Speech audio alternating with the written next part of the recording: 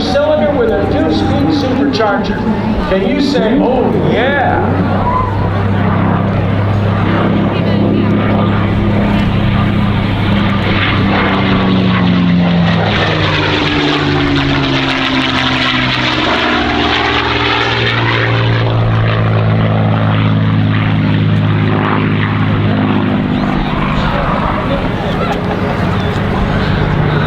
Capable of speeds, maximum speed of 440 miles per hour. By the way, there was a setting on this aircraft called War Emergency Power. It generated 1,720 extra horsepower. Yeah, baby, there's only one problem. The engine would only live for 5 minutes.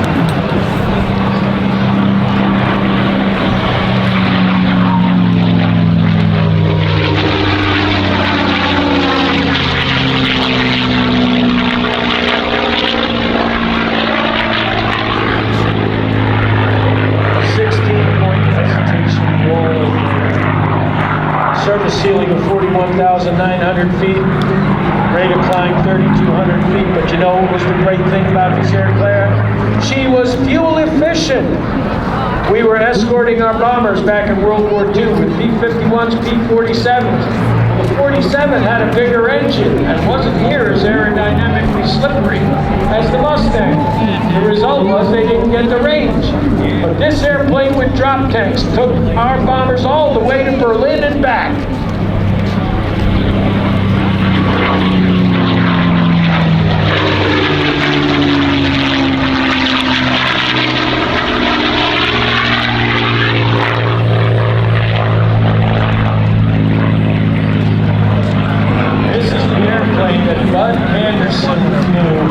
When he shot down 16 German aircraft as part of the 357th Fighter Group, 363rd Fighter Squadron.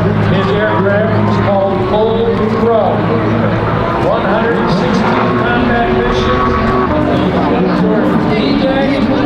Bud Anderson said he loved the Mustang. She was truly the Cadillac of the skies.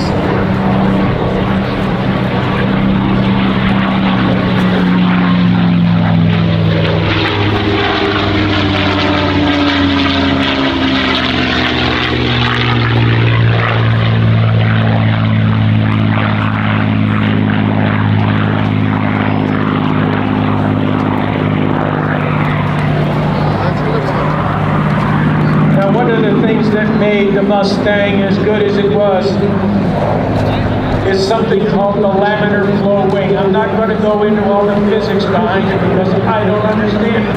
But what it is that wing is designed so that you get more speed out of the same horsepower.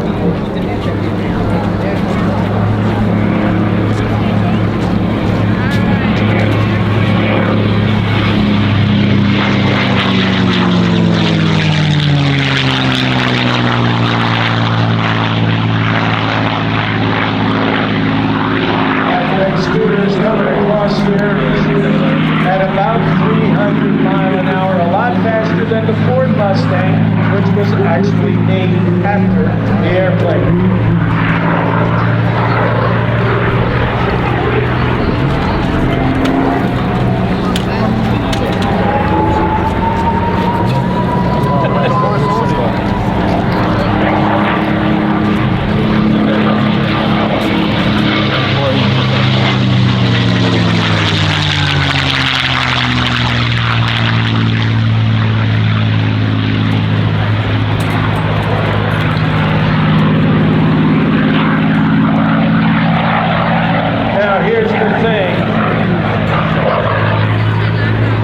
North American built this airplane.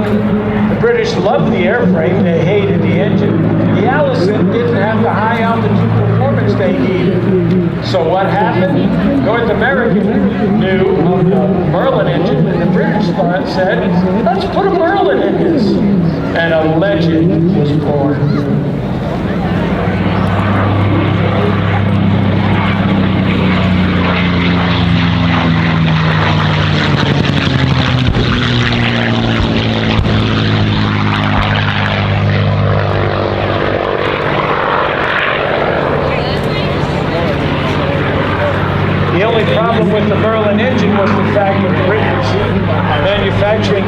capabilities of the engine.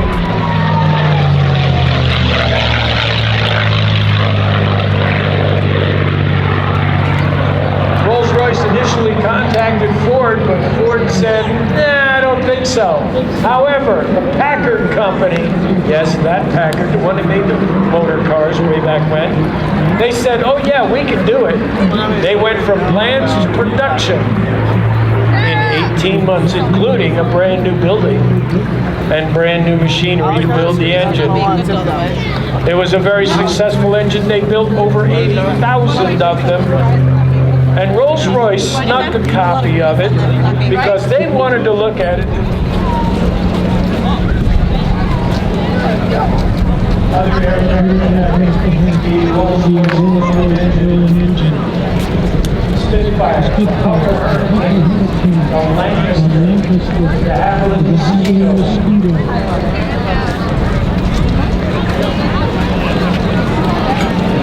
Rolls-Royce is building a lot of engines. Over 15,000 Mustangs built. There's still about 120 of them flying to this day.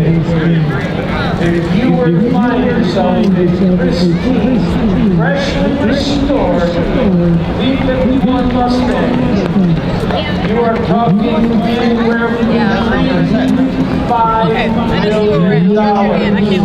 One of it, you remember, this airplane was designed to be flown by pilots with only 200 hours of flight experience.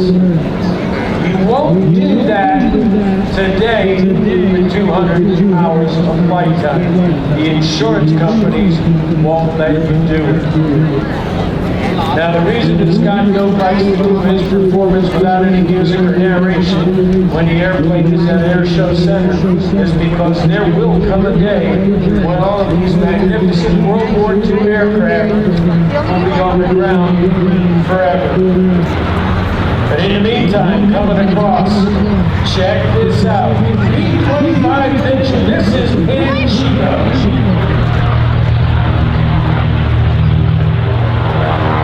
Scott's going to taxi drive by and make sure you wave when he goes by. I know he will wave back.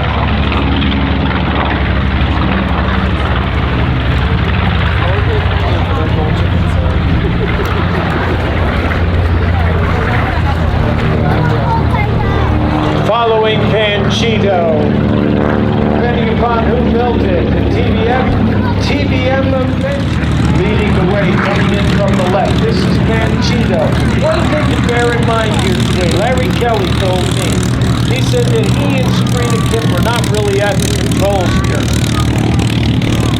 He said this airplane and the other Warbirds here today are being flown by the spirits of all the young airmen who didn't come home from World War II, and there sure were a lot, far too many. From the left, B-25 Mitchell, Panchito.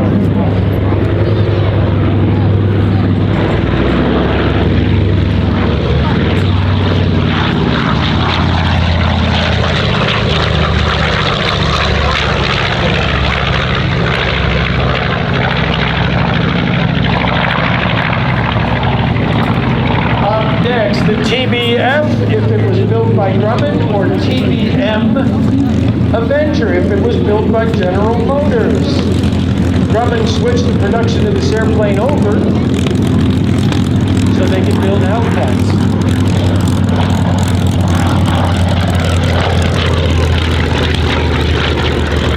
And following is the Curtis P-40 Warhawk, which was our frontline fighter when World War II broke out.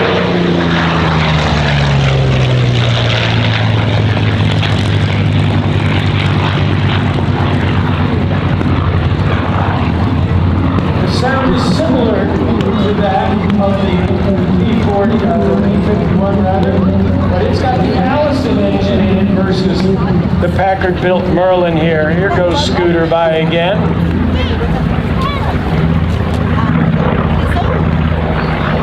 The B-25 Mitchell, of course, was made famous by the Doolittle Raiders. What happened? December 7th, 1941. You all know about it.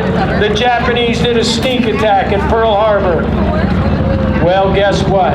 President Roosevelt and the entire country were kind of bent out of shape. Roosevelt said, you know what? We need to kick the Japanese. We need to let them know that we are far from done. So they came up with this outrageous plan to launch 16 of these off an aircraft carrier to bomb Tokyo.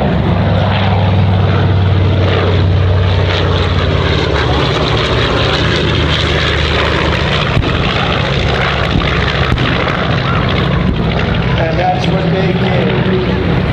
In the Pacific, the Avenger coming in right now, torpedo bomber, tried its best to make an impression out at Midway during the Battle of Midway. The torpedo she carried was Dutch. The Mark 15 didn't work.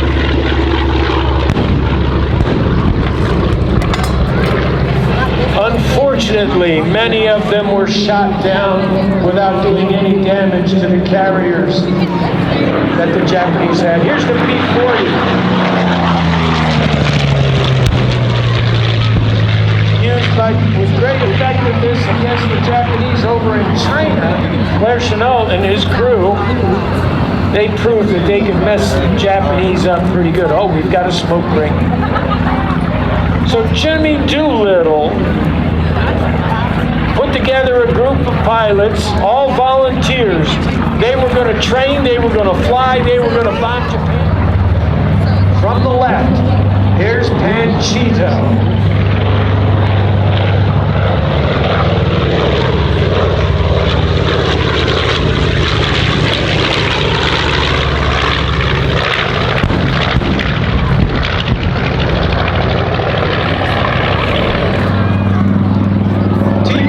Coming in, taking a run at the Japanese carriers. Unfortunately, the Mark 14s didn't work, but they were fixed later on.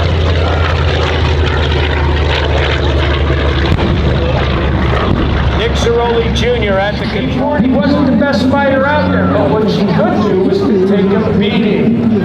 This was a pretty strong airplane. Not really a match for the Zero, but she could give as good as she could take.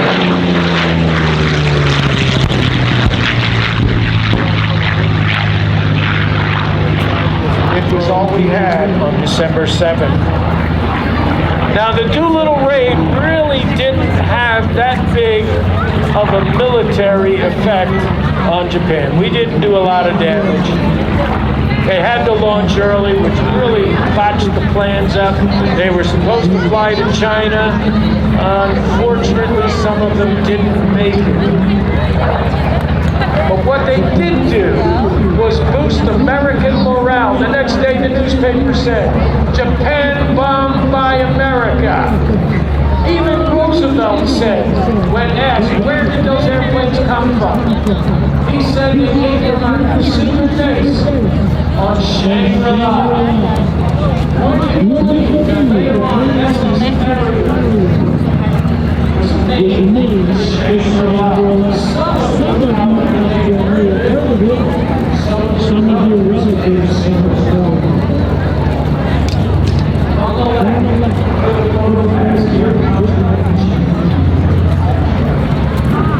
are 2,600 radial inches, 1,700 horsepower apiece.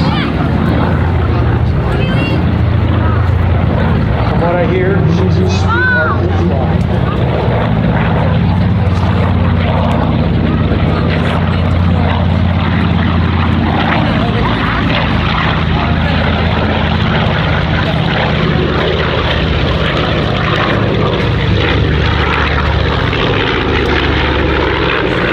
Here comes the TBM. This airplane later did go on to great success once the torpedoes were fixed. And President Bush Sr. was shot down flying.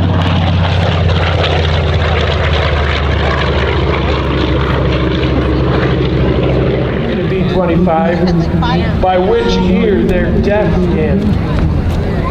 If it's the right ear, they were a co-pilot, left ear pilot. This airplane was also successfully used against Japanese naval forces with a little technique called skip bombing. You know how you can skip a stone across the lake? We did the same thing with 500-pound bombs, and it was very, very effective. And he went to re-bite his boy and bit the hand instead. So the same guy.